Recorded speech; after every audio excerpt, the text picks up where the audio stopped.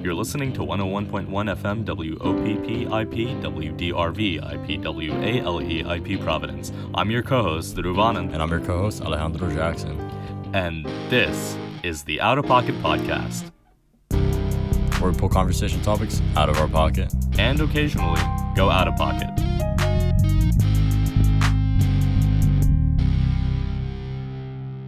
Welcome back to episode 3 of season 3 of the Outta Pocket Podcast. On today's episode, you're just stuck listening to us. Welcome, welcome to our random spiels about life, the uncanny. Yeah, we were way too busy to come up with an episode idea this week, so forgive us. This uncanny weather. Yeah. Actually, it's not that uncanny, but for starters, we were kind of talking about this pre-recording. Weather's been terrible. Yeah. At the same time, it's bomber jacket season, so I'm going crazy. Like, for those of you who know me in real life, beyond the boundaries of these four walls, bomber jackets are like my thing. I'm not gonna lie. Like I got one like 2 years ago, in October. It's about to be my 2-year anniversary with this jacket. Bro, that's nothing, man. I've had the same leather jacket since sophomore year of high school. I'm hitting year 5 on that shit. It's iconic. You know, I love me a good bomber jacket. And so, it was chilly today. It was raining like a motherfucker. I'm not gonna lie.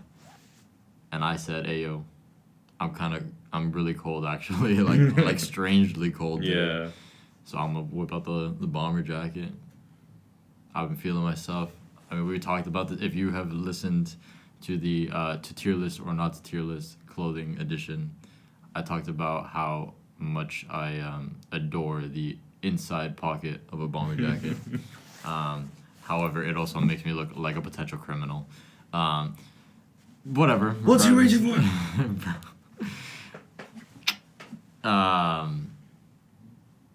Yeah, those are just some of the wonderful highlights that you can catch from watching our to tier list or not to tier list clothing edition episode. Anyway, yeah. The hoodie's up. I'm not gonna lie. Like I did my hair today, and then like middle of the day, like I laid in bed, and then it was just like. This is the rainy day type of hair, bro. Yeah, and it was also not raining. Yeah. My hair got all wet. I was like, bro. So I was like, I'm throwing up the hood. You know what? I've been thinking about it. You know the jacket that Miles wears when he picks up the cake? Yeah. In the beginning of Across the Spider-Verse over the jersey? Mm-hmm. I low-key want one of those type of jackets, you know?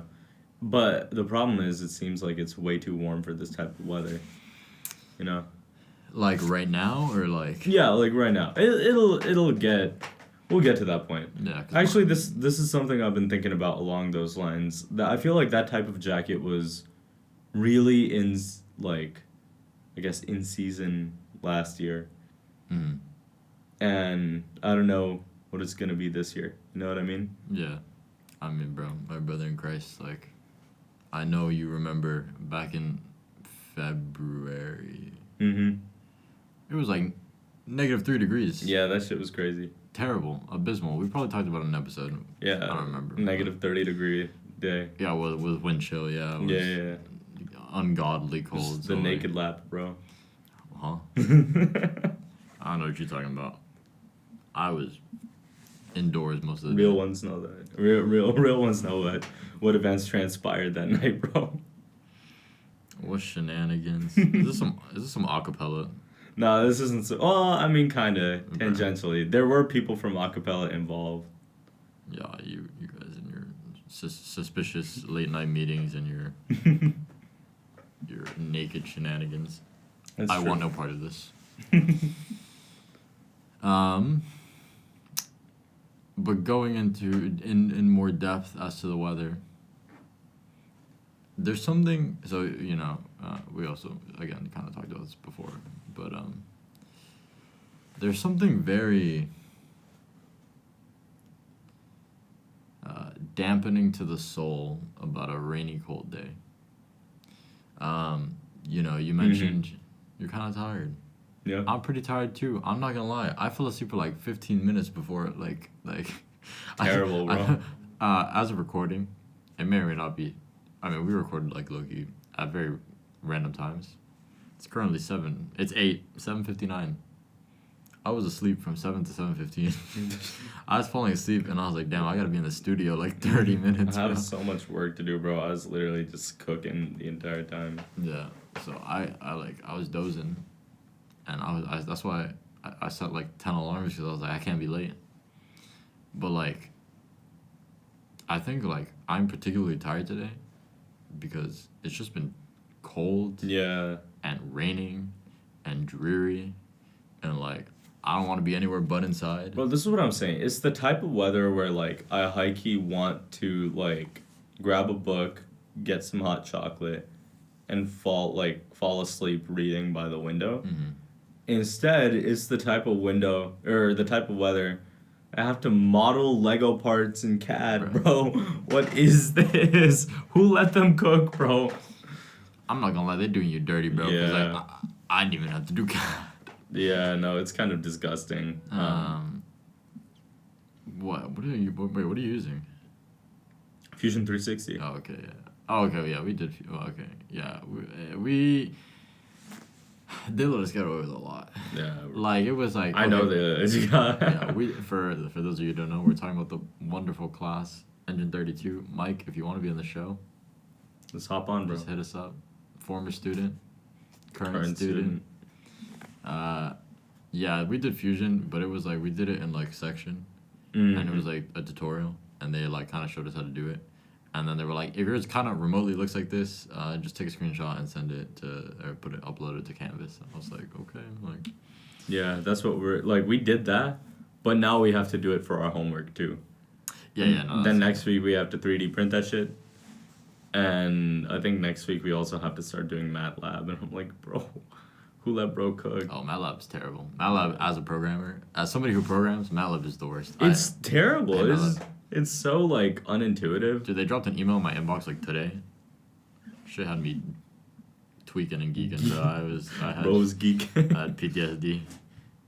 They out here talking about... MATLAB. I'm gonna find it right now. They out here talking about new update word it dropped, bro. MATLAB and Simulink released 2023B. Shit got me fucked up, bro. I'm like, bro. Honestly, after having to do a little bit of MATLAB, perhaps I judged R too harshly. It's like... That's crazy. I will say there's something very intuitive about MATLAB. Like, in the sense of, like, I'm not gonna lie, like, some of the most, like, crazy-looking graphs and stuff, and, like, that's true. Plots are, like, you're, like, can do on MATLAB. The only thing is the actual syntax to create those is a motherfucker, bro. Yeah. Like, I'm like, what are all these parameters, bro? Some nonsense, bro. MATLAB just is, yeah. And then, like, and you just miss, like, one delimiter. And, like, next thing you know, like, you're missing a bracket or parenthesis or, like, some comma. Your entire code's wrong. You can't figure out what it is. You're sitting with everybody else. Bro. You're, like, looking through it. You're like, I got what you have, and, like, why is your code working and mine's not? And sometimes, I'm not even gonna lie, like, MATLAB just be doing that. MATLAB just be, like, low-key discriminating on some people because, like, it just doesn't work for some people. No, I think the most egregious thing so far about MATLAB is the fact that you could create matrices rows with space bars. No. You know what I mean? That's I don't know, that just doesn't work with my mind. Like, you need a comma in that bitch. Like, come on, bro. Yeah. Yeah, I don't be coding in MATLAB anymore. I put those days behind me. I hope. But wow. MATLAB walks through the door like fucking Miguel O'Hara. Bro. I'm done, bro. I'm like actually cooked today. I can't think of anything to talk about. Oh, bro, there's so much to talk about. For starters, I mean, I guess neither of us went, but Harvard Brown. Apparently, we did good this year. We lost only by a couple of points. I mean, I can check the score. I think it was 34-31 final score. Calling it right now, bro. Yeah, 31-34. We lost by 3 points. Yeah, I saw a little side chat post talking about, you know, the gap get smaller every year. Maybe next year. Maybe next we'll year. We'll get them next time. I don't know about that one. I don't know about that one.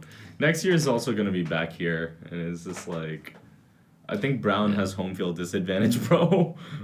We got nuked last year. Yeah, we left early. But I'm not even going to lie. Like, okay, I was thinking about this. Why is Harvard, like, low-key, like, why they be making it on a Friday? Because if I remember correctly, last year it was on a Saturday. It was. Here at Brown. I'm like, at least Brown is considerate enough to give Harvard students, I mean, realistically, I don't think they want to come over here to watch that stupid game knowing they're going to win, but whatever. Yeah, no one showed up to the stands. Like, no Harvard people show up to the stands when it's at Brown. But, like, half of Brown leaves by mass exodus, bro, on that train. Man, I was on that, so I went to go to Boston, but I used the game more as an excuse to just come visit one of my friends from high school. And let me tell you, bro, that motherfucking train, crazy, bro. They said, "Hey, yo, Noah's Ark." It was not. It was like 3:15, right? Bro. I live like a decent walk away from the train station, and 7 minutes before 3:15, which is the train I was planning on going, I was still at my place.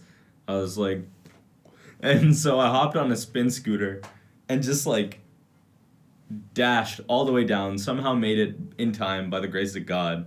I see students like running and trying to catch the train. And I'm like, shoot, I guess I better start running. We all start running, hop on that shit, and then the train starts moving, and we're all like pretty much crowded in the aisles.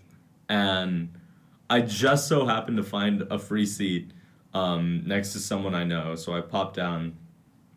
And yeah, no, it was nuts. Like, every car was packed with Brown students. The space between cars were packed with Brown students. Yeah. Like, I would hate being an actual civilian on that train, bro, because you're just surrounded by the most obnoxious. And like, I'm gonna be real. Like, I'm gonna keep it a bug. Half the train had already started pre-gaming, bro. Yeah. Like, there was no hope. Yeah, no. I saw Rafa walking by in his overalls, and I'm like, God bless, bro. I heard somebody threw up on the stairs. No way. Yeah, the train on the way back. Damn. But yeah, no, bro. They really said Noah's Ark, 2 of every concentration, bro. Hop on. It was tough. But yeah, no, Boston was fun, and I've heard mixed things about the tailgate, but What tailgate? The tailgate before the game? I don't know, bro. All I know is that I saw some video of a Harvard police or like security officer beatboxing. No way. Yeah. Wait, that's lit. That's fucking fire, bro. So, I'm not gonna lie, I didn't know they got down like that at Harvard, but like, I respect it, bro. Yeah, low-key, I thought Harvard was a bunch of squares. It probably still is. Bro. Yeah. But nah, but that security guard seemed chill as hell, dude. He was like, We I keep remember it lit, he got on the mic because they were like shutting down the tailgate or whatever. Mm-hmm. No, like they were closing it out, and he was like, look, like, he's like, I need y'all to work with me, but I'm gonna work with y'all. And he was like, I'm about to beatbox on this. Let's go. And bro, man just started going crazy. And like low key, I was thinking about it. I saw videos of people freestyling. That shit looked fun. Yeah, and I'm not gonna lie, I respect it. Like, I feel like that's somebody who really knows how to not only do their job but be a member of like a community. Yeah. And like serve. And like, you know, I don't know. I just think that like, obviously, you could have taken a more traditional approach and been like, alright, yo, I'm like shutting it down right now, like, pack your shit and leave. But man was like, yo, look, I know we gotta close it out. I know that may be disappointing. So like, I'm gonna work with y'all. I'm gonna let's make it a fun closing out. Man dropped a sick beat. I respect it. And I don't know, I feel like in a way, you know, I guess people to be more like cooperative and like down. It does. They're like, damn, he chill like that. I low-key feel the same way about the workers here, and I feel like we've talked about this multiple times on the show before. Mm-hmm. But there's some workers here who are just homies like that, and it's true. Like, you know, some dining hall workers, you know, we're just like, you see them so much that, like, you know, you say hi, they say hi back, you have, like, a little bit of conversation. You know, some dining hall workers, I just straight dap up, bro. Like, shout out Hatch. He's real. But yeah, man. I don't know, it's, like, on a similar, like, sort of idea to the tailgate, I just don't know if I'm, like, if I have the energy to put up with those big crowds anymore, you know what I mean? Like, it's a lot. Yeah, that's something that I have heard from people amongst our class. I think you can only do it so many times before it just starts to get old.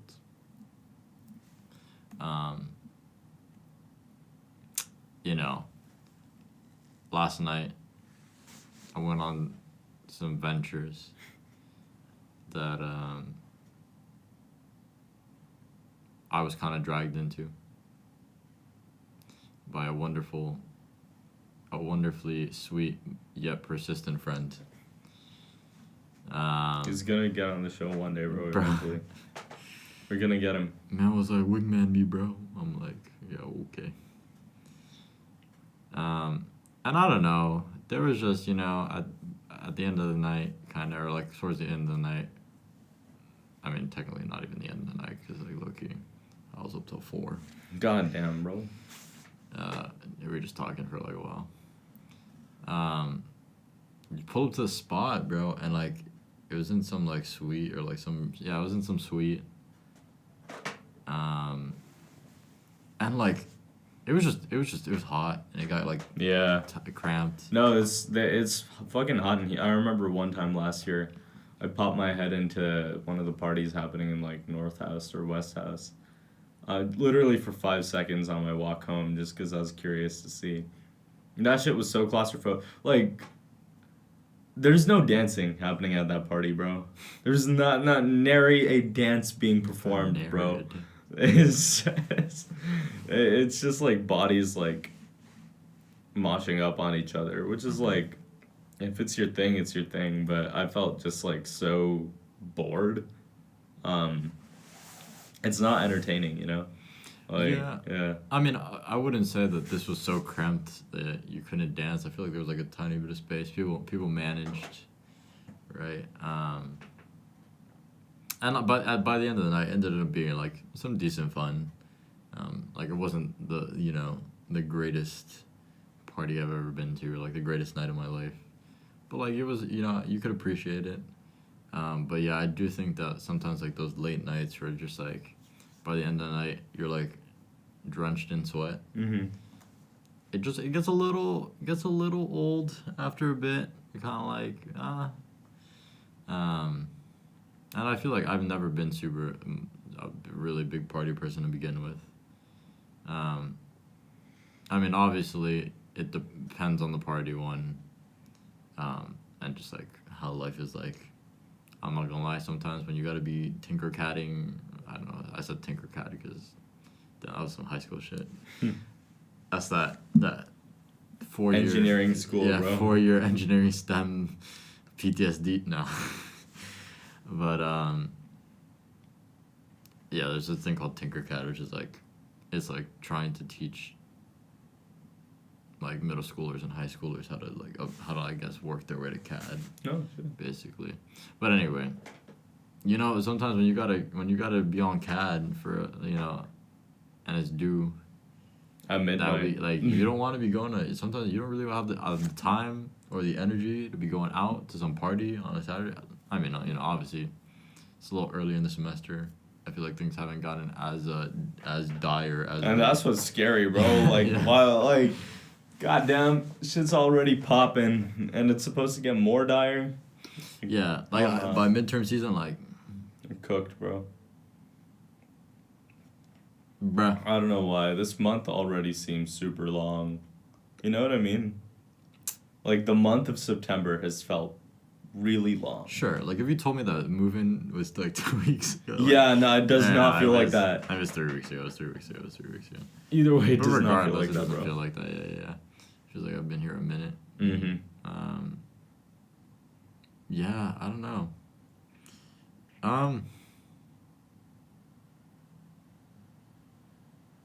I feel like, you know, there's this I guess, I don't know, I don't know what you would call it, like a theory or whatever, but like essentially it's this idea that as you get older, time starts to move more slowly because you're experiencing less like new things, like things. Wouldn't it be time moves faster because you're experiencing less new things? Maybe I'm tired. Yeah, I get what you mean. Yes, maybe, but I also think I feel like yes and no. I don't know. I feel like you could honestly do it both ways, because I feel like back in our like freshman year, when everything was so new, I feel like everything felt like it was moving really fast back then. As opposed to now, it's like.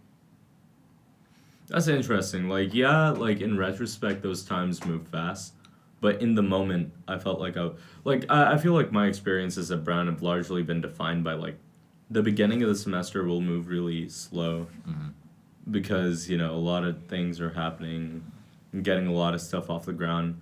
But once you start getting into the rhythm of like, this is what I do at this time every week, at that point you're cooked, bro. You just wake up 7 weeks later at the end of the semester and you're like, where did those months go?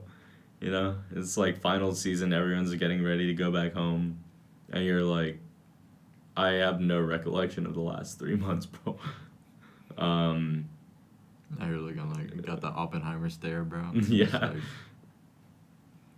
bro. No, like I'm trying to replicate it, but I don't look as gaunt as Cillian Murphy, bro. My guys.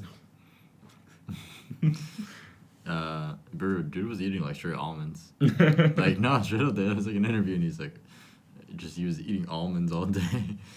No wonder he looked tortured, bro. Bro, what are you trying to say about almonds? I ain't got nothing against almonds. I'm just saying, like, you can't be subsisting on them shits. Man really said, bro. Kaju Katli is better than turron, bro. We use no, it's true. It's true though. Cashews over almonds, bro. Kaju Katli is where it's at. I don't make the rules, bro. As a Latino, I gotta stand by my desserts. I don't know, bro. You never had Kaju Katli like that. What do you mean, bro? You gave me Kaju Katli. Yeah, you're right. Man, I'm not gonna lie. As a nut, pause. Bro, you thought I was feeling you a nut. From a purely food standpoint, like as the nuts themselves, pause. It's cashews over almonds for me any day. But like, I gotta stand by my culture, bro. Like, I respect it. It is what it is. I will say raw cashews over raw almonds. Yes, for sure. Like, that's not even a question. Raw almonds are like, bro, don't even. Yeah. I'm not gonna lie. I'd be eating them on the planes and stuff. But it's the worst part. Actually, it's like walnuts, almonds. Yeah. Peanuts, cashews. That's fair. Man, you got a tier list and not tier list low-key, 2 weeks in a row, bro. The nut, bro. You tier listing the nut? That's crazy, actually. Bro. Well, bro, we've been on this, like, you and your fucking pecan pie, bro. Yo, what can I say, bro? Pecans go hard. Fucking macadamia nuts go nutty, bro. I don't know, bro. I stand by my, this isn't even a nut, pause, but pumpkin, any day. This is a fucking squash, bro. I said it wasn't a nut. Dude, what are we talking about? I feel like we had like. Oh, Cillian Murphy. No, yeah. Looking gaunt. Yeah, we lost the plot a little bit. Bro, the plot. Bro, the nut was just too distracting. Pause. Dude, you remember when they killed off Mr. Peanut? Yeah. During the Super Bowl? That shit was crazy. Bro, low-key, why did James Gunn really, like, rip that shit off a group, bro? They really did the same thing. Yeah, that's true. He said, hey, yo, they did it to Mr. Peanut. I'm about to do that to Group, bro. They stole Mr. Peanut's whole flow. Word for word, bar for bar. That shit was crazy. Ay de mi juventud divino tesoro. Bro, we're sharing one brain cell right now. Welcome to the Outta Pocket Podcast. After hours. I thought I almost died. In my dream again. Oh, bro, I was talking. Yeah, okay, I see. Yeah, it's a little after hours reference, a little last episode reference. What else did I want to talk about?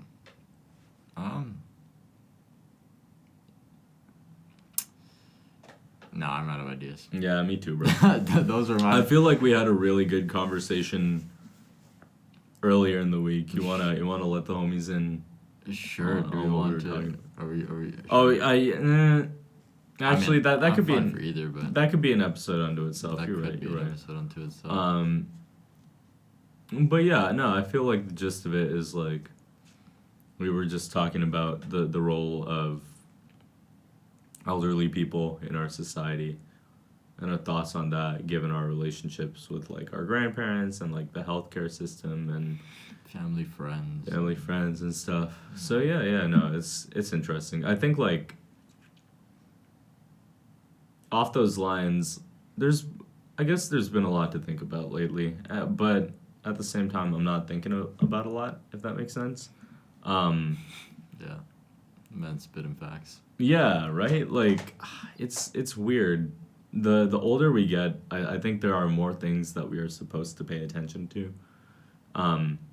Because when we were kids, who gave a fuck? You know, like, I feel like as kids, events and news were passing by us so fast, and we just didn't have a level of comprehension to handle it, or if not handle it, just like encode it. Now I feel like we're supposed to be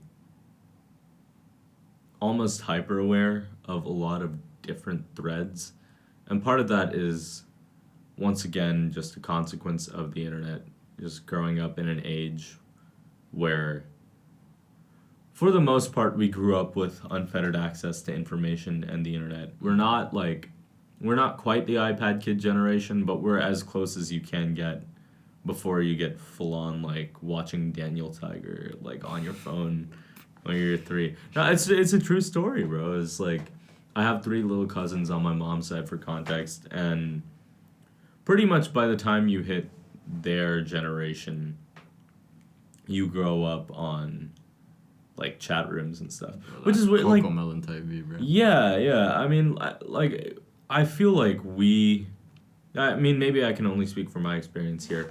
I was still very attuned to media as a child, and I like part of that just cemented my interest with media and the study of media as I grew older.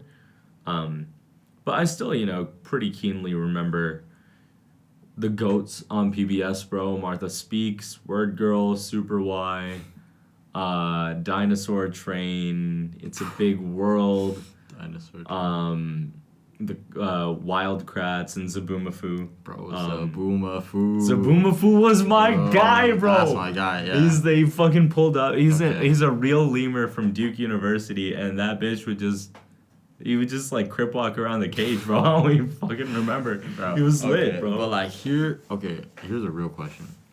So on every episode, for those of you who haven't seen Zaboomafoo, you iPad kids, you uncultured, nah. Anyway, every episode they used to feed him a new like food. Mm-hmm. What was your favorite food that they fed him? Dog, I don't even remember that. You a fake fan? Yeah, nah, you're right. I'll take that out. I'll accept it. Bro, offer garbanzo beans. No way, bro. Dude, they used to give him garbanzo beans, and I remember I went crazy because I was like, bro, my grandma made that like yesterday, dude. That's crazy. Yeah. I'm like, damn, they giving my boy garbanzo. It's like, that's crazy, bro. I'm like, damn, bro, I hope you're eating good. Zaboomafoo was lit. But it just goes to say like these media, even there's tons more that I remember, and I'm just not gonna say, like Ben 10, like as we got older we got Ben 10, Beyblade, whatever. But it's very foundational to how we grew up. Sure. I think the whole other side of it is YouTube, to be honest. Mm-hmm. I grew up, like, I feel like for me, 2012 to 2014 was like peak YouTube. Mm-hmm. I think for me, those were like I feel like I have a lot of look-y, like, core memories. ASDF, bro. Yeah, a lot of Smosh. I still remember some of the lyrics to those Smosh, like, parody videos. That's facts. The Yogs cast. I don't know if any of you know the Yogs cast. You may have, maybe not by name, but maybe not by name. You know that that parody. I am a dwarf and I'm digging a hole. Oh. Diggy hole. Yeah, man. Yeah. So they made that, and honestly, I don't know. It was crazy shit. I feel like for the time, they were like quite revolutionary. I would argue, in the sense of like it was straight up like it's a bunch of like UK YouTubers, and they all like. It's kind of like low-key like FaZe Clan, but like even I feel like I don't know the exact timeline of FaZe Clan or like when each started, but except they didn't play like COD and they weren't doing trick shots, but it was essentially like that they made this like kind of brand like the Yogs cast, and then they would just like recruit different like or like get different people on the like project. So it'd be like you'd be like Yogs cast Simon or like Yogs cast like Sips. Sips was my guy. Sips was from Canada. Go. Sips is like peak like dad like archetype stereotype like, and he was just funny. Like I used to watch his Skyrim Let's Plays, and like just like some of the like hardest laughs I like had as a kid were just like watching stuff like that. And I feel like it's a bit different because as you were saying, like all the things you pointed out before are are like animated shows or like just like purely for like it's like targeted for children, right? So it's like they like there are children's programming blocks. Sure, yeah. But like watching YouTube and watching like growing up with like as you said unfettered access to media like through the internet, I feel like you get a lot more raw like just humanity, in the sense of like like the entire I guess spectrum of what humans can like encapsulate, what they can act like right, like when I was a kid, like Sips, like should I have probably been watching his channel? No, man was playing Skyrim, bro. Like people were getting like beheaded. I mean, if you played Skyrim, like it's a rated M game. It's like a RPG kind of and like it's like there's like fantasy violence. Yeah, it's like fantasy violence, But like, I don't know, like, I mean, there's this whole conversation of like whether video games are harmful for children. As far as I'm aware, studies show that there is no correlation to like increased levels of violence and exposure to video games. I seem to be in agreement because lived experience. In fact, there's an inverse correlation because I didn't play too many video games when I was a kid, but I have skeletons in the closet. That's crazy. I'm kidding. If Ted Bundy grew up without video games, I was messing. I'm joking. But anyway, so yeah, and I feel like at the time that we were kind of like growing up, as you said, like our access wasn't as wide. As kids now. Because the internet also grew with us. Like, for sure. I feel like by the time we were kids, the internet was in its teens. If that analogy sort of tracks. Sure, yeah. Like, the infant internet was, and that's not even to mention like before MySpace. You know what I mean? Specific like YouTube is like younger than me. Yeah, true. 2007. I thought it was 5. It's 2005, I think. Is it? Yeah. Maybe. I think like the earliest people who I can think of are, those day ones. Well, yeah, it's like for sure, but like that just goes to show like. And the interesting thing is how many of those channels have truly lasted. The only one I can think of is Vlogbrothers. Maybe Game Theory, but Game Theory isn't even OG like that with MadPad. The ones I can think of, like I know, like I mean, well, he isn't I guess making content like that anymore. But like Fred. No way. Fred was like OG on YouTube. Yeah, I know Fred's OG on YouTube, but is he still around? Oh hell no. Oh, that's what I'm saying. That's what I'm saying. Yeah. I was like, acknowledging that. Hey, if we're acknowledging those OGs, Smosh. But Smosh is still around, but it's completely different. It's unrecognizable. Well, so I mean, I don't know. Like Anthony came back recently. Oh no way. Oh, you didn't know? I didn't know. Okay, that. so It's crazy. Quick lore dump. Hi, welcome. For those of you who don't know. So yeah, Smosh, I feel like probably one of the most well-known of that YouTube era, channels. 100%. Yeah. Like they made a movie. Oh yeah. But, yeah, they Smosh the movie. Yeah. But you know, so Smosh was these two YouTubers, Ian Hecox and Anthony Padilla, and like every Friday they drop. It was like Smosh Fridays. Fridays were like, bro. And I remember I used to go to the... Those are the days, bro. Yeah, I used to go to the JCC. I went to the Jewish Community Center after school care program from, like, 4th grade to 6th grade. There's some, like, unknown Ali. It's funny because I actually never... I don't talk about it often. Mm-hmm. Just because it's, like, one of those things that, like, I don't know, I don't really think about it anymore. It's, like, it doesn't really come up. But I feel like it was I feel like those years were, like, very foundational. And like very like I don't know, and it recently came up because a friend on the campus is Jewish, and I was in a conversation with like some other people, and I was like, oh yeah, like, I mean I didn't bring it up until after the fact. Long story short, I don't want to get too into it because out of context it seems a little. But anyway, I was like, oh yeah, I went to the Jewish Community Center, so like I actually like do have some understanding of like Jewish culture. It's also whatever. Like the high holidays right now. So but anyway, I bring all that up because the Jewish Community Center wasn't at my like school. I used to have to take a bus, and we used to like take the bus like whatever Monday through Friday. We'd get out of school, take the bus, go to JCC, and then like I'd get picked up from there. On Fridays, bro. On YouTube. And everybody got on the bus, YouTube. Look up the latest Smosh video. I didn't have a phone until middle school, bro. But... Oh, yeah. Well, yeah, I had one. I got one in 5th grade. Nice. I got one in 6th grade, so I wasn't, like, too far, but... Yeah, but we would be, like, Smosh video dropped? Yo, like... No, I was... My OG YouTube goat was Niga Higa, bro. Fair, yeah. Ryan Higa was, like... I remember just, like, the funniest, like, most creative... kind of like down to earth and honestly just like decent guy on YouTube to me at that time. Yeah. And that's a kind of sad story, to be honest. I think he did what he needed to do, you know. I think so, but I think that he still streams actually. But it's just not the same with him. Yeah. I mean, yeah, and that's like a conversation I feel like we've had on the podcast before, and you know, as like, and we can continue to have, and I feel like, you know, we've had this conversation too, like. We are kind of content creators now. I feel like we are people who make content now. Yeah. You know, whether it's like our full-time job or not, which is not, but we still have fun doing it, and we still consistently like make an effort to like take time out of our weeks to like to make content. I'm appreciative of that because one, I think it's fun. It's like it's something interesting to talk about.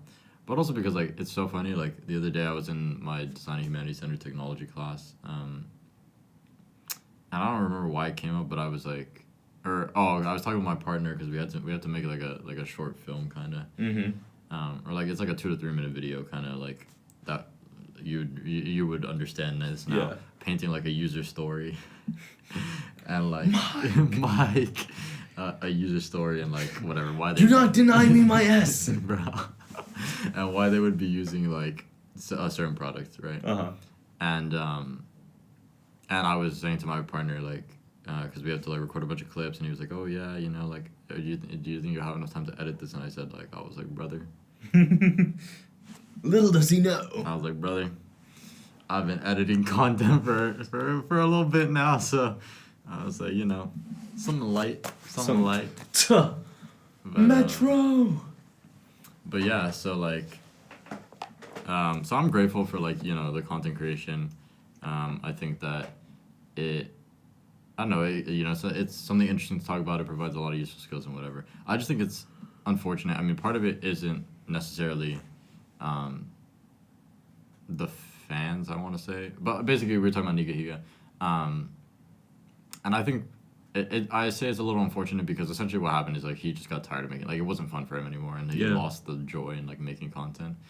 I think part of it it can be attributed to like a large number of factors. I feel like part of it may be Sean leaving the channel was a big part of it. Yeah, which is his childhood best friend, and he got like a degree in I think mechanical engineering. Yeah, and something like he that. got married, and so man's he went down down his own path, and but yeah, when you're making content with someone like that, like I feel like there's a bit of a creative like balance that you that gets lost. But anyways, yeah, Ryan just kind of lost the joy in making content. Part of it could be attributed to like fans always wanting like I feel like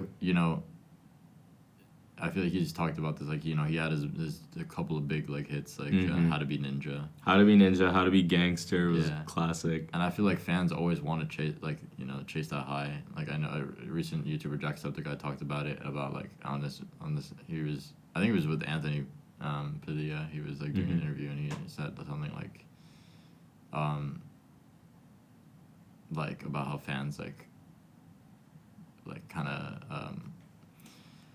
holds like the good old days on like a pedestal, and like and how like it there's this expectation for content creators to always match up to like the stuff they were making back then, but it's really like nostalgia coded and whatever. And part of it is also you just gotta move with the times. Like YouTube algorithms have changed. YouTube has grown as a business. That's a whole other thing. It's all about advertisers now, and if your content is chasing advertisers away, YouTube ain't gonna watch you, bro, because like they're a private business, and they can make the decisions to keep or and that's why so many content creators like kind of move away from it in some ways. I don't know, like I still have very fond memories of watching like the classic Ryan Higa videos, bro. Rules of Racism, so funny. I could still quote some lines from that one. The schizo skits, those were so funny, bro, especially the last one. I don't know how many of those videos you watched, bro, but I could still quote like there was like a summer where I binged like all of them. Ice tray hole in Coke rice, bro. That's, and they're like Hanate, and he's like, I stay home and cook rice. I'm like, what oh my god, it was too good. You know who did it right though? I think Anthpo. I don't know how much Anthpo you watched, but I didn't know that. The deal with Anthpo is he's pretty close in age to us. He's had a pretty big channel for the last couple of years, like over 1 million, I think, maybe or more than that. He was a student at Rutgers, and his type of content was literally just hanging out with his friends and doing fun and goofy things, and low-key funding it with YouTube revenue, and so it would kind of like sustain itself through that. And he made like a decision like almost like a year or two in advance, being like, when I graduate, that's it, the channel's done, I'm not going to delete it, but it's up. Kind of like Memento Mori in some ways. When it's honest, bro. Yeah. And bro kept up to the promise, and he talked about his experiences content creating. Wait, are you like Anthpo? Yeah, no, but you said Memento Mori in reference to like just the general. The Unas Honest type of like and the channel. Yeah. And Anthpo kept the promise, and I don't know, it gave me some hope to see someone similar to in age to us like have such like well articulated and just like he understood content creation, and he understood what he wanted from it, and he didn't want his channel. He didn't want to be one of those content creators who, similar to Smosh in some ways, just kept going even after the bit died, and just and it would have been hard too, because half of his content is focused on him hanging out with his friends, and after college, everyone kind of goes their separate ways. So like I don't know, I think he did it right, and it's interesting to see like people our age get that level of fame and recognition now. Because growing up, everyone who you idolize, or maybe not idolize, because I think idolize is a really strong word. And actually, I do have a point that I want to talk to about that. But everyone who you see on screen is older than you, and then all of a sudden you have Olivia Rodrigo making more money than I will see in my lifetime. Bro, one of the most ridiculous things for me is the actress that plays America Chavez. Bro. Yeah. She's like 16. Yeah. And it's like... What, Xochitl Gomez? Yeah. Something like that? Yeah, I'm not gonna lie, I speak Spanish, and it's just different Latin names. Yeah. And it's funny, we were talking about this at, like, the Cuban meeting, like, a few weeks ago, but, like, kind of every Latin culture has their series of unconventional names. I mean, obviously, they all stem from somewhere, you know, so they all have some cultural significance. Mm-hmm. But, Give me the Cuban rundown, bro. oh my god, what was the one that they were talking about? Tiffany. Estefany. No. I don't. There's a lot of ones that like start with Y, like Uriel, Yaniel. But there was one at the Cuban meeting that they said the other day that was like really like. Yesenia? No. If it comes to me, it'll come to me. But yeah, I feel like every culture has their kind of their sort of more rare names. I remember one time we had ordered Uber Eats, and it said my Uber Eats driver was named Milagro, and I'm like, and I went and I like spoke to my grandma, and I was like, doesn't that mean like miracle, like miracles? And she was like, yeah. I was like, I respect it. But like I don't know, it was just like it for me. It was kind of like that was interesting because I feel like I've never like there are some words. I mean, part of it is that I can acknowledge that I haven't lived like I've been speaking Spanish my entire life, but I haven't necessarily lived in a Spanish-speaking part of the world. Like Spanish-speaking, a Spanish society, basically. Like signs in Miami are still all in English. Yeah. Like it's part of the U.S. It's still all in English, right? But anyways, where were we? Yes, about being 16 and making a whole lot of bread. A lot of bread. Yeah, and then R.I.P. Lil Tay. Yeah, bro. Shit like that, bro. It's like for true. real. Like in a very real sense, like going back to the kind of overarching theme of unfettered access to society. I don't think kids were built to be put like there's a certain like even adults have a very hard time dealing with fame. And this is like a repeated motif for as long as widespread celebrity has been a thing. Like probably going back to like early Hollywood, you know, some people just couldn't hack, like just found it very weird being there. And if you put that on the psyche of a kid, you break that kid, you know. And we see Macaulay Culkin, Lindsay Lohan, Miley Cyrus, all these people who have eventually recovered. But for every person who does recover, you get a kid like Lil Tay who doesn't, you know? Yeah, and well, I feel like, that is a bit of a separate... It's like, in many ways, it's their parents pimping them out. Yeah, so that's what I was going to say. I feel like a lot of the times... Britney Spears, man. Yeah, I feel like a lot of times it's not necessarily, the person it's themselves that, like, kind of lose their way. I feel like a lot of times it's like... And this is, like, just kind of... I mean, obviously, there will be aspects of this life that I, like, will never understand. But the idea of, like for example, being a parent... It's because when you're a kid, right, like, they're not signing contracts. They're not, like, making their business decisions. So they are probably managed by, like, some proxy, some, like, parent or guardian. And I feel like, as you mentioned, like, even sometimes the adults can't handle the fame. Imagine knowing that, like, all of the, I guess, good fortune and wealth that is, like, being funneled into your family is, like, because of this kid. Yeah. And you're there, like, right, you're making their business decision or whatever.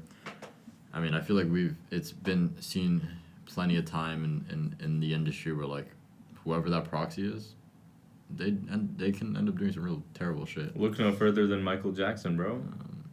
Joe Jackson was kind of a demon. Yeah. From what I've heard. Yeah. From what? Allegedly. Allegedly. But like, yeah, Lil Tay, like, for those of you who don't know the story, honestly, I don't even think anybody really knows the story, because I feel like it has been there have been so many rumors and like people hearing this, but then like this is the like it's kind of a mess. But from what I understand, like, Lil Tay is like this, like, I think she's 15 now. She's dead? What? She's dead. She's not dead. Or wait, what? I thought she died, bro. Well, like, that was the thing. They like, there was something that like dropped that was like, oh, Lil Tay's dead, but apparently like. Oh no way! Yeah. No way! That's crazy. No, but like that's what I'm saying. I like, did not know it's that. Like things bro. like this that like apparently there's like all these things that like somebody came out, or like somebody apparently close to like either her manager or like the like her father or something was like, Lil Tay's not dead, like, and then I think like she might have come out herself, but like. Yeah, it's just so messy and like whatever. But there was always, but allegedly she was like, this must have been like what, 5 years ago. What when she blew up? Yeah. So she was like 10 or 11.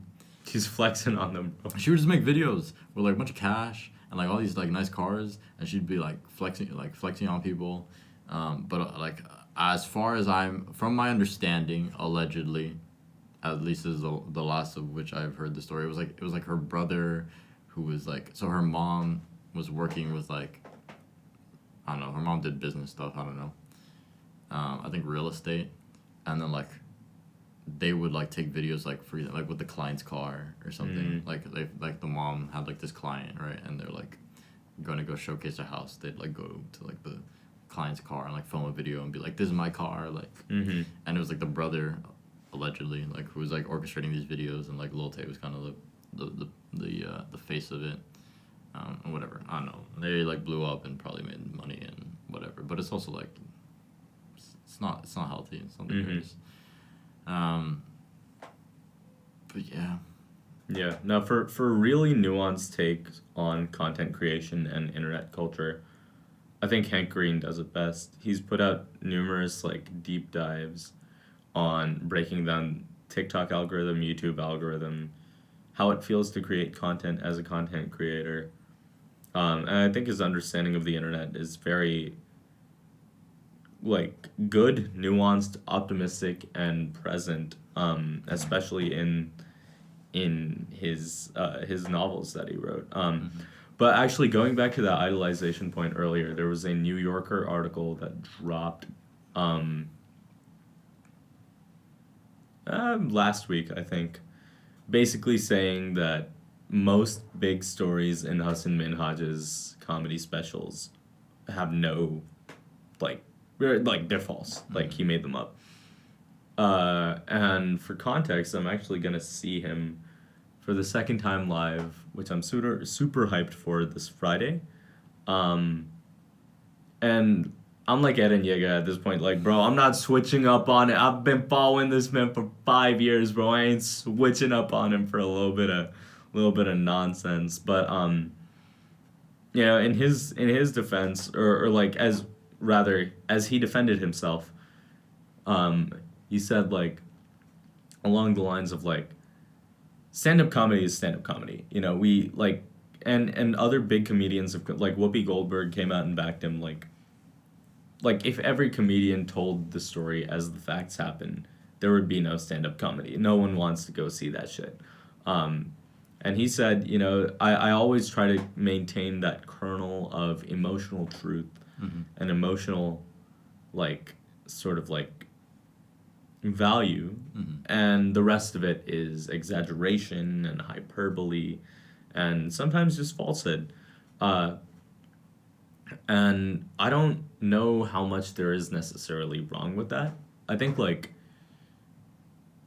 yeah, like, he's right. Like, comedy shouldn't have to be beholden to the facts, because comedy itself is a unique narrative space.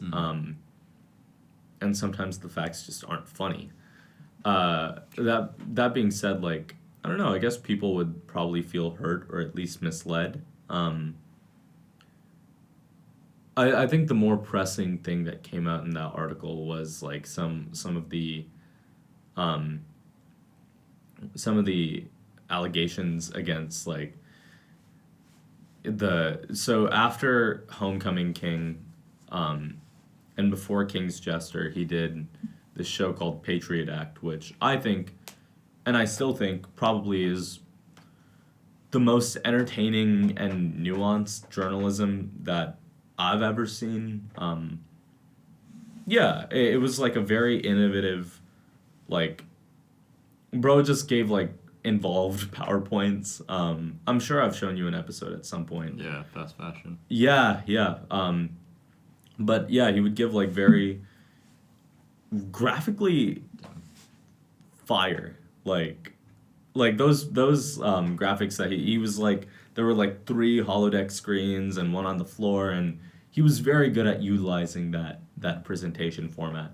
But the allegations were basically that like women writers did not feel comfortable in the writers' room and felt undervalued to the point where like, you know, one time they were like women fact checkers were kicked out of the room and only the male one remained and shit like that. And that's where it gets a lot dicier because no one really knows what went on. And the official response that the Patriot Act producer, I think his name's like Prashant Venkataramana Jananam. He still makes fun of that shit. Have you seen the first comedy special that he did? Which one? Homecoming King. I don't know. We might watch it. No, it's. I think we watched it. The first one? The part where he's at the end, he's like, Venkataramana Jananam. That shit has 25 letters. The English alphabet only has 26. No, we haven't. No, it's funny. I know for sure I made you watch The King's Jester. Yeah. But the producer just came out and said, like, you know, we didn't do that as, like, a discriminatory thing. We did that primarily as, like, a way to streamline the writing process because, like, we felt like as these, like, fact-checking was kind of encumbering the creative flow of, like, the comedy. I'm like, that's interesting because, like, the role of journalism, in my mind, is to present... I think in my mind, like, ideal journalism is nonpartisan truth. That being said, such a thing does not exist, especially in today's world, and every journalist puts some level of bias and spin, which they should, because that's what journalism is all about. Crafting a narrative that with the facts that you want told. And yeah, I don't know, it's just this whole conversation kind of comes from the fact where the other day in one of my seminar classes, I said, like, I'm a big fan of Hassan Minhaj. I mentioned that in class. And then the next week, the professor called back to it. He's like, yeah, you mentioned last week that you idolized this comedian. I don't think he followed the comedian, so he wouldn't know that Hassan Minhaj recently got, like, lambasted by the New York Post. But I knew it. I thought about it. And I also thought about the episode we wrote last week. And I'm like, I think if you idolize a celebrity, in a large part, you're missing the point. Celebrities are people prone to mistakes, and though you can admire and, like, even, like, greatly admire and model your behavior after a celebrity, if you get to the point where, you know, parts of your value, parts of your mental sort of well-being and psyche is predicated on a celebrity's ups and downs, you're like, I don't know, I feel like you're missing the point. I think, like, a lot of what we see is, I was having very interesting conversations with people over the summer about, like, I mean, The Idol was coming out, and I'm like, and they're like, Dhruv, you're a big fan of The Weeknd, right? Like, isn't The Idol garbage? And I'm like, yeah.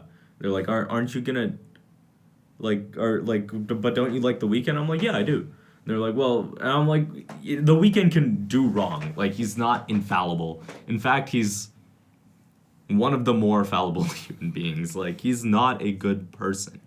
And he acknowledges that, which, like, is kind of based, in my opinion. But, you know, it's like, you're missing the, like, people are pointing fingers and they're like, but this person you like actually did this. And I'm like, yeah, because he's not a good person. Like, come on, like, you and I both really love Childish Gambino, Donald Glover's music. Yeah. But half of those, especially that early music, just like the fetishization of particularly Asian women is just uncomfortable after a certain point. And like part of that goes to the persona of like he was trying to craft as this like very irreverent and witty and like sexed up young like rapper. I feel like I'm on an episode of Atlanta right now. Yeah, I feel like I'm specifically on the Montague episode from season 1. But like that being said, incredible actor, comedian, writer, producer, and musician. Like these things don't negate each other. They coexist, and one has to figure out how. So to go back to it, idolization. What does that mean? I can't imagine that having your, I guess not like well-being, but like I'm gonna stop beating around the bush here.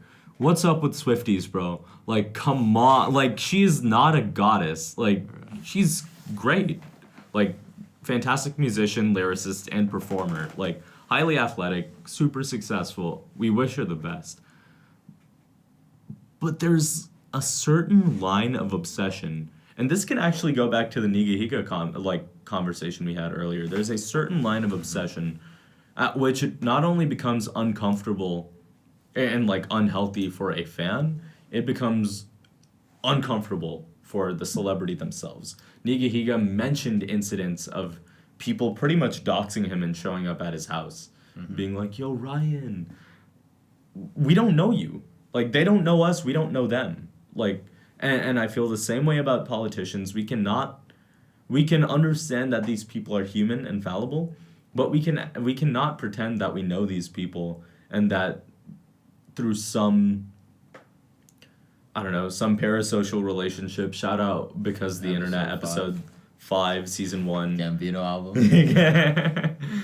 That's crazy. We cannot, like, bro, I'm hearing the music, bro. Right? I'm like, dude, we are in the past right now, bro. all the minute threads together. Dude, oh my god, no. But we cannot pretend that these people have our best interests in mind, however much they may say they do. And so I don't idolize celebrities. I don't think there's anything wrong with having great admiration for a celebrity and kind of even being bummed out when you're like, oh yeah, like, oh dang, like they did a bad thing. But if you are staunchly defending like celebrities who have fucked up, or if you're struggling to deal with the cognitive dissonance, there's a problem there.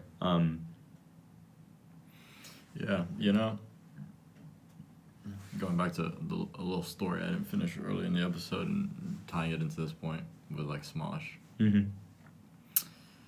Long story short, Smosh was owned by an MC and multi-channel network. Yeah, I remember that was a big part of the YouTube meta for a while back there. It might still be? Not as much anymore. Okay. But basically, MCN, multi-channel network, kind of corrupt, kind of took a bunch of YouTubers' money. Long story short, they were like, the MCN closed, I think, and they weren't getting paid. Anthony was kind of just done with it, didn't want to deal with it. He left, went to go make his own channel. And Ian wanted to stay with Smosh, and they had brought in a bunch of other people, like, in the years. And then Rhett and Link, for those of you who know Rhett and Link. Good Mythical Morning, which was my shit back in the day. They bought Smosh. So they saved the channel. And recently, this year actually, in like June, maybe, I don't know, earlier this year, Anthony, well, I mean, obviously, it probably wasn't this year. Like, it was announced this year, but at some point, Anthony came back and was like, okay, he spoke to Ian and was like, yo, we want to buy back Smosh. And so they bought it back from Red Link, and now they're back, and they're like, they make content, just not weekly, but like, whatever, they drop like 2 videos. Yeah. that's the story, right? Yeah. I bring that up to bring up this point of like, you know, when you talk about idolization, I'm sure there's some people that kind of, well, I don't know. I mean, I don't know if like idolization and maybe, I mean, I guess you need to operationally define idolization. I mean, honestly. I know what you mean. But basically, I don't know if I would necessarily say there are a lot of people that idolize Smosh. Maybe there are. I feel like maybe so. Like this idea of Not like, so much anymore. Maybe back in the day. But I'm saying that like, so anyway, but long story, the point I'm trying to make is, I feel like you also run into this issue where like people want something like so bad, like they just won't let it die. Yeah. And like, I don't know, like not to say that I don't wish them the best with all their success, but I feel like, mentioning what you said earlier in the episode, like with Anthpo. Yeah. You can only do something so many times before it like gets stale, and you need to learn when to like just let it rest. And so I feel like this idolization, like people, as you said with Nigahiga, like they just like they want, like, I feel like a lot of people can't imagine a world in which like if Nigahiga like stopped making videos like 2017 or something, like I feel like a lot of people would be like super upset. Anyways, what I'm trying to say in a very roundabout way is I feel like there's a pressure when you idolize somebody so much for them to like just constantly be doing like what is sort of expected of them, which is another dimension as to why I don't think it is the healthiest, but I don't know. Yeah, either way, as much as honestly I'd like to keep talking about this because I feel like we really picked up on a conversational thread that went places at the end, we are out of time. We're a couple, like, actually pretty over time, so we gotta call it. But go check out 43 episodes ago to episode 5. Yeah, to hear more of our thoughts on this. We're cooking. We're cooking. But yeah. Once again, you've been listening to 101.1 FM, WOPPIP, WDRVIP, WALEIP Providence. You guys can catch us at www.theoutapocketpodcast.com, and Outta is spelled Outta. And through there you can find links to our Spotify, Apple Podcasts, YouTube, Instagram. You can keep up with us on like our various platforms for more content. And yeah, please send us an email. Let us know what you think, what you'd like to see more on the show. Or an Instagram DM, or a comment. Just comment. Yeah, just something. Hey, just something. Once again, thank you guys so much for tuning into the Outta Pocket Podcast. We'll see you next week. And honestly, like, go get some sleep or something. I don't know anymore. Like, I don't have advice. I'm hanging on just as it is. Man said, I'm about to hit you with this dad advice. Go sleep. Go get some fucking sleep. Catch you guys later. Take care.